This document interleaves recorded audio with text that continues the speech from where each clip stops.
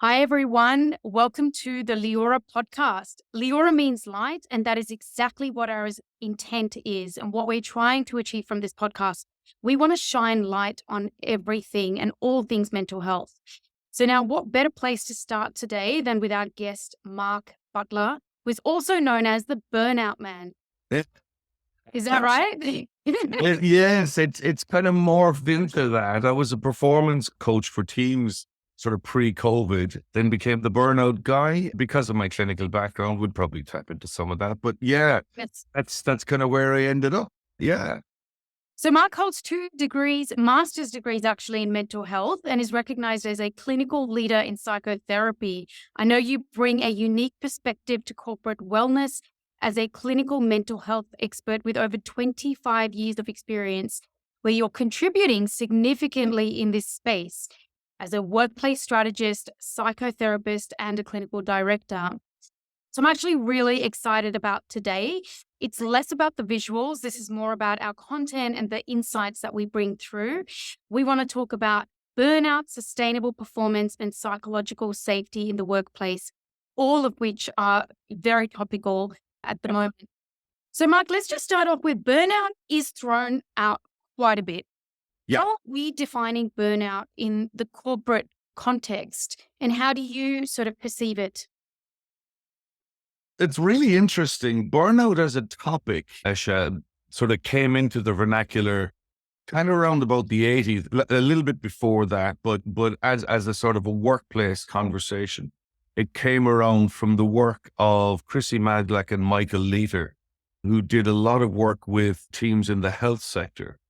And what they recognized was there was a series of things happening for people that led to them sort of not delivering their best work and in actual fact being adversely affected by it. So they created a model of burnout, and it's kind of stood the test of time to be the definition of burnout, if you like. I'll just touch off though, there's sort of 3 pillars or 3 domains that they speak about in their traditional model of burnout. And it's the one that the World Health Organization has sort of used as well. And basically what they say is burnout, it consists of 3 sort of domains, if you like, or 3 pillars.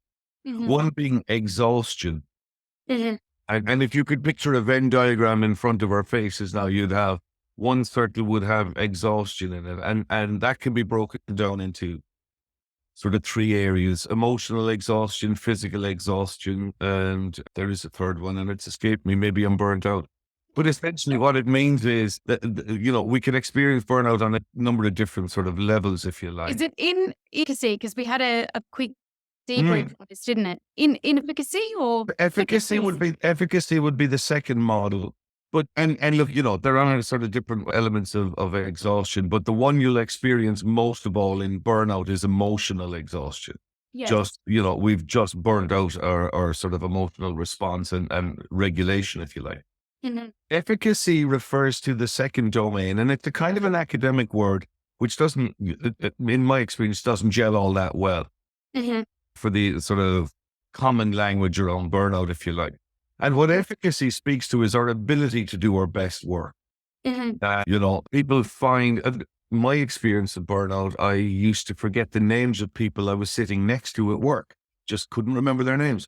Spoke to somebody the other day and he was trying to write the word picnic. Mhm. He was writing PICKNICK and just looking at it and just couldn't tell what was wrong, but knew that was not right. Other Mhm. people will talk about being unable to do simple arithmetic in their heads. So there are sort of signs that we're not able to do our best work anymore. Mhm. And even with the greatest passion for what we do, we just find that ability to do our best work just drifts away. People who've experienced brain fog from COVID over the last few years will have a bit of an idea of what that is. We know the answer to something is just not coming to us, and people start to miss deadlines, etc. Mhm. The third pillar, pardon me, the third pillar that we speak about in the traditional model of burnout is what they call cynicism, which is kind of mental jadedness and disengagement, etc., from our roles. Mhm. And the most recent Gallup survey has just come out, and they're saying that maybe 1 in 4 people are actively engaged, and about 1 in 4 are actively disengaged. And there's that sort of middle ground of people who are kind of quiet quitting and not giving it their all. What happens when we become cynical, Hmm. particularly in a team environment? It's the one part of burnout that is contagious. And I've always seen cynicism is actually the kind of a coping strategy, if you like, for what's going on for us. Hmm. And from, from a psychological perspective, when somebody is being cynical, what they're doing is they're externalizing what's happening for them. So in other words, that, if we're experiencing burnout, we're much more likely to see it in someone else before we'll see it in ourselves, or before we'll admit to seeing it in ourselves, actually. So our sort of self-critic says, I should be able to keep up and I should be able to do better, and I'm letting everybody down. That self-critic kicks in, and we need to defend ourselves against that. So we become cynical and we externalize all of that that's going on. And we're doing that to kind of recruit some other people into the space with us, because misery loves company, right? Hmm. And so we don't like being in that place. And so we need to have others in there with us, which also then validates what we're feeling. We're not alone in sort of experiencing this. There's other people that are in that space as well. And so that cynicism will manifest as gossip in the workplace. That's usually where it begins. So bad mouthing the boss, the team, the organization, the customers or the client, that can happen as well. And that's a deepening sign of burnout occurring within the team. And obviously the individuals who are starting it, if you like. Isn't that interesting? Because if we Mhm. think about the workplace, and I lean back on my 15 years of leadership experience, Yep. we see these people and label them straight away as toxic Yeah. in the Troublemakers. organization, right? And we don't realize that this could potentially be one of the first signs that this person is disengaged because they may be burnt out. Absolutely. And it could mean that if it starts to spread, then there's a team wide problem, and it might be culture, but it's more likely burnout. Mhm. And the interesting thing, people often perceive burnout to be sort of too much work. It's an overload of work, if you like. Mhm. Jennifer Moss, in her book about 2019, said, work-related burnout is not a person issue. It's an organizational problem. Mhm. So don't look at the penguin, take a look at the iceberg kind of thing. And so when we start to see it appearing in people, it's not necessarily too much work. I would say 40% of my conversations recently have been around people being frustrated. Mhm. And it's frustrated at the fact that they don't have enough clarity in their role. The leader's burnt out and isn't kind of giving them the sort of direction or leadership that they need in order to do their best work. And so they become frustrated that they don't know what's required. They're not sure that they're doing a good enough job. That can be sort of burnout as well. And sort of this autonomy, the ability to decide how and where we do our work, is a really important sort of mitigator of burnout. And when that's taken from us, that can lead to burnout as well. Mhm. So that was the traditional model, but there was something missing. If you were picturing a Venn diagram there and you had exhaustion, you had that efficacy or ability to do our work, and then you had that cynicism sitting there, that externalization of what's going on. Mhm. I've always looked at that sort of 3-part Venn diagram and felt something's missing. And what's missing is there's no mention of mental health or mental ill health in that space. So I added another circle to the Venn diagram. So I usually work with a 4-piece Venn diagram. And the work of Gordon Parker, is the emerite professor in University of New South Wales, with a couple of his colleagues, wrote a brilliant book called Beating Burnout. And just look, Gordon Parker, Beating Burnout, Google that, you'll find the book's fabulous book. And they came up with about 12 different circles, which was overwhelming for me, enough to burn me out. So I kind of stick with my 4, if you like.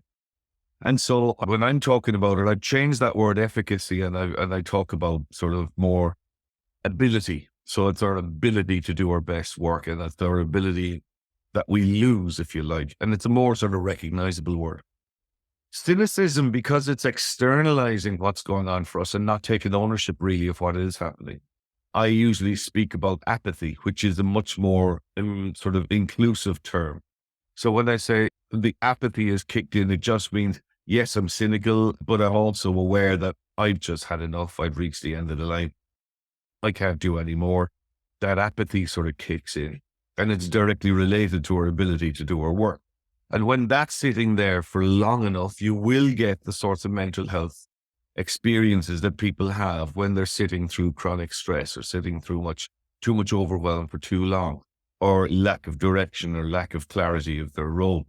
We can become anxious around that, and we can become depressed around that.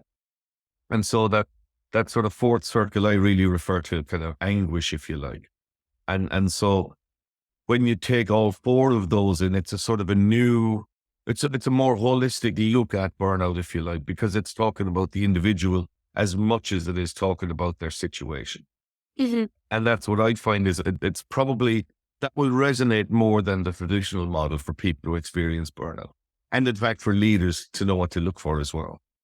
Yeah, so that's a really good segue. I wanted to ask you, you've Yes. shared some experiences that an individual might go through a little bit of a journey, right? Through that Sure. burnout. What are things that leaders, this is one of the most repeated questions that we get asked is how does a leader or how do Yeah. people within the workplace observe and identify more of these behaviors that are just stemming from burnout as Yeah. opposed to a person that's disengaged because they constantly need to be motivated or anything else? Yeah. Well, if we're looking at those models and those elements of burnout that we've just been speaking about, very often it can be sort of clouded as to what's going on for someone. It might not be burnout. It might be something personal that's going on for them, Mhm. you can still have burnout in the workplace. That's not necessarily work related burnout. You know, people who are perfectionists and who procrastinate, again, another coping strategy. But people who do that won't be sort of delivering on their best work and give that idea that it looks like burnout. I've lost my ability to do some sort of my best work, but I might be just distracted or unable to start a program because I am procrastinating. And that's an anxiety, right? That's an anxiety sort of issue, if you like. Exhaustion tends to kind of be fairly visible. But again, I often speak to leaders and I say, traditionally, we would have said, look for the symptoms of burnout, to look at the symptoms of people who are exhausted and the symptoms of people who are disengaged. But by the time a leader who's not trained in looking for these sorts of symptoms, by the time they notice them, then the problem could well be fairly entrenched. And the new legislation we have around safeguarding people's mental health in the workplace, the psychosocial hazards legislation, decrees that we have to actually be in a preventative space. We have to be out in front of this. So if we're looking for symptoms, it's probably, oh, I shouldn't say it's too late, but it is very late in the journey of somebody's burnout for us to be taking action to support them. We need to be sort of better at being in front of that. And so I will very often, when I'm speaking with leaders, in fact, pretty much all the time now, I have conversations around what you can do to look for the sort of outcomes of people's burnout, if you like, or they're beginning to sort of experience that. So don't look for symptoms like loss of appetite, loss of sleep. Unless they're sitting at the foot of their bed, you're not going to know whether they're sleeping well or not unless they tell you.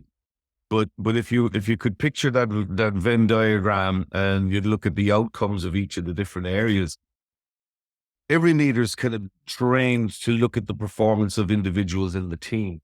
So having a keen eye on what's happening for them. So by performance, I mean their productivity and their engagement. If you had a formula, productivity times engagement over belonging would probably tell you what performance is and whether they're sort of in the team or not. When somebody's kind of lost their ability to do their best work and they're sort of procrastinating or experiencing some kind of anxiety, we look at, I guess you could say passion, or you could even say like their sense of purpose. You know, is everybody sort of looking in the same direction? Is the team sort of in a forward motion together, or is there somebody just not sort of playing the team?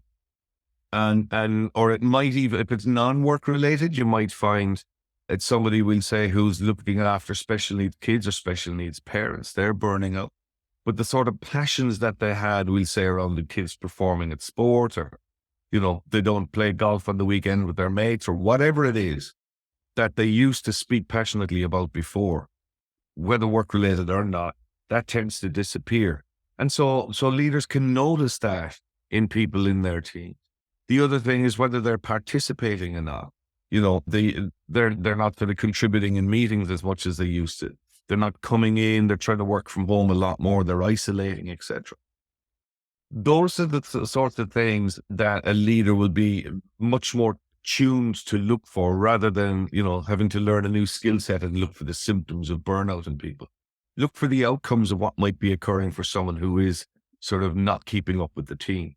Thinking like a team of huskies, if one of them starts slowing down, it's going to pull everything. And you'd be able to spot that rather than looking for the symptoms of what might be wrong. That's true, because we, in fact, as humans, belonging is one of the things that we crave. We aspire for that no matter where we are. So we start to see someone that's isolating themselves. That's probably one of the most, early sort of signs of this. And then just to lean on further into what you were saying, one of the 2023, I've got this in front of me, Australian Workplaces survey that was recently released actually revealed that 7 burnout causes, and these causes are so much in control of organizations and leaders. It's insane. So lack of role clarity, Yep. 95%, 95% of burnout causes is because of lack of role clarity. 79% is when there's poor change management in an organization. Yep. 75% is when there's inadequate reward and recognition. Yep. 68% when there isn't enough supervisory support. So if we look at, I won't even go into the others, but just the 5 are actually what leaders and organizations can control. And yes, and sort of need to be mindful of, but they need to have a level of psychological safety that people can bring it to their attention without fear of persecution. So then we're talking psychological safety, which is again different to psychological well-being. It's about bringing bad news to the boss, if you like. And how do you create psychological safe working environments? Yeah. You foster psychological safety by being open and inclusive. I think where it sort of came from, Dr. Amy Edmondson, I think, is kind of one of the leaders in all of this. And where the conversation on psychological safety first came up was again in the health sector. And they found that there were certain teams where lots of mistakes were occurring and they were being brought to everybody's attention, versus the teams that didn't appear to be making any mistakes. And so people looked at it, and on face value, you said, well, the team that's making very few mistakes must be the really good, efficient one. And this other one has a lot to learn. But in actual fact, what came out from what transpired from that was, if someone made a mistake in a team and they were able to put their hand up and say, I got this wrong, instead of being persecuted for getting it wrong, and in a Western society, especially, we equate mistake with punishment, right? Ever since we were in school, you get your 5 times tables wrong, stand in the corner kind of thing, right? Or in my day, got a wallop. But, thankfully that's all changed. But they found that the teams who were able to be honest and upfront and say, I'd made a mistake, it allowed the entire team to say, okay, what do we learn from this? So in future, this is the way we will now do this exercise, or, this practice, or whatever it is. So that made sure that everybody then was able to ensure that the outcome for the patient was going to be a much, much safer, better one. The team that didn't appear to be making any mistakes realistically were, but they were just hiding them and covering them up, and nobody was learning from the experience. And that's kind of where that whole psychological safety came from. So if you can imagine you're a leader and you've got a team of people, we need to be able to foster an environment where sort of conflict is okay as long as we're playing the ball, not the player, So we encourage differences of opinion, particularly if we were, say, in a marketing meeting or a product development meeting or something like that. We need to hear other people's ideas and other people's kind of thought processes, so that we as a team, and certainly as a leader, can sort of find the balance and say, the sort of strategy that they want to take. But everybody, whether their idea is taken or not, at least they know they were heard. And so if they were heard and listened to, then they're valued. If they're valued, they're safe. If they're safe, they belong. Mark, what advice do you have for leaders that might be in organizations where this is not happening right now. And they're going to be trailblazing it. They're going to be the first ones to bring in these ideas and concepts. What advice do you have to give them to start embodying some of these characteristics themselves? You know, I think it involves, first of all, a leader sort of taking a look at themselves to ensure that they have enough self-security to be sort of vulnerable in front of a team. First of all, leaders, really important to know, despite what you think, Mm. you can't know everything. Despite what you think, you can't know everything. And the truly servant leader embraces what the rest of the team have to offer. Trust in your people to know that they're going to do whatever it needs to be to drive the team forward, and listen to what they have to say. So don't, just discount people's ideas or discredit someone for saying something that you don't agree with. Allow it all to sort of come up. Simon Sinek talks about leaders who are new to this. A great strategy is you're calling a meeting. Everyone's in the meeting. This is the agenda for the meeting. We need to make a decision on X, Y, Z. I'd like to hear everybody's opinion. And then leader, shut up and just let everybody share what they think it is. And then leader speaks last. The leader eats last kind of thing. Mhm. And the idea of that is, first of all, it is very embracing and encouraging for anyone in the team to sort of experience a leader who listens to what they have to say and values their opinion. But for the leader, the joy of it is you get all of the information before you actually have to say which direction we're going in. Even though you might have come into that meeting with an idea, a preconceived idea of where we go, if you're listening to your people, it gives you an opportunity to fine tune. You can still go with whatever, the idea was. But if your people believe that their opinion is valued, then they are going to be way more connected. And the culture in your team is going to be much more inclusive and supportive. And as I was saying, when they experience that sense of belonging, that what I say matters and I'm a valued member of the team, then the trust that's given as a result of that, or the trust that's earned as a result of that, is invaluable. People feel safe. And when they feel safe, they will trust. And when they trust, they'll have a sense of belonging. And then, so it's like a loop. Then when they belong, they'll feel safe, and round we go again. You mentioned earlier that this sort of sense of belonging and connection is really important to us. It's a survival instinct, Hmm. and it's an evolutionary one. The other sort of area I think for leaders to develop would be their sense of emotional intelligence, right? So Yeah. recognizing one's emotions and understanding them is only half the journey, if you like. Getting to recognize other people's and allowing them to grow when you can facilitate and accommodate that is pure magic. And Dr. Travis Bradbury and Jean Greaves, they're two researchers in emotional intelligence, and Daniel Goleman. I think those three they're the three that I recognize the most, who are the sort of experts in emotional intelligence, well worth following and sort of looking at the work that they've done. But Travis Bradbury and Jean Greaves' research they did some international research across many sectors and all levels of management. And they discovered that there are some commonalities and truisms. And this was like 10 years ago. They calculated that leaders with a higher level of emotional intelligence earned about $29,000 US more than a leader with lesser emotional intelligence. So Wow. any B-suite leaders out there looking for motivation to become more emotionally intelligent, that's about 40,000 Australian 10 years ago. And so what it's saying Hmm. is that the sort of C-suite, board level, business founders, etc., value emotional intelligence far higher than IQ. Because what it does, it speaks to your ability to lead a team, not just manage a team, but to lead a team that's working for your organization. And they're the ones that will sort of deliver your culture and your cohesive environment, etc. So there's a real value in cultivating our emotional intelligence. And by the way, we've all been born with empathy. It's like belonging. It's another skill set. We have to have it to ensure that we are connected and engaged with people. Some people lose it along the way.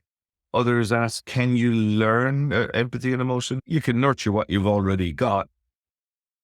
But, and sometimes people say, I don't think I have any emotional intelligence, or I don't think I have any empathy. if you get goosebumps watching a horror movie, you've got a level of that's an emotional response, you know? If you cry Yes. in a movie, you've got that's emotional intelligence. On that, I was just going to add that we're all born with it, because I don't think any of us are born wanting to hurt anyone. We're born with those characteristics of kindness and gratitude and all those beautiful emotions and characteristics. But I think over time, for whatever reason, we do start to block out a lot of our emotions and feelings. Yep. And what I've found just looking into environments or in businesses that are psychological safe Yep. environments and teams that are hyper productive and successful is that it's actually not an accident. These are Mm. carefully curated environments and organizations where the leaders have had a level of intention, knowing that they want certain outcomes from their team members, but also there are certain things that they will have to develop, whether in themselves or within their team members, to then get to that, to create that environment. Yeah. But I think it doesn't have to be something that some organizations have and they do really well, and others will always struggle with. I think as leaders, if we put in those intentions to say, okay, this is how we want to accelerate this environment in terms of Yep. its psychological safety, those concepts that come from Simon Sinek around leaders eat last, etc. And then kind of even lay it out like 5 things. If I start with myself, what are the emotional intelligence attributes that I want to embody? And then like slowly test them out in the environment. So maybe do one, which is the least vulnerable, which Yeah. exposes you to be the least vulnerable, and then build up on your own vulnerability as you start to engage more and more. But so it's definitely not accidental. It's something that we can plan towards in our businesses. Yes. And even if you're a leader who's working in an organization that you don't believe is psychologically safe or even embraces that sort of culture, there's nothing stopping you as a leader from cultivating your own levels of emotional intelligence and empathy.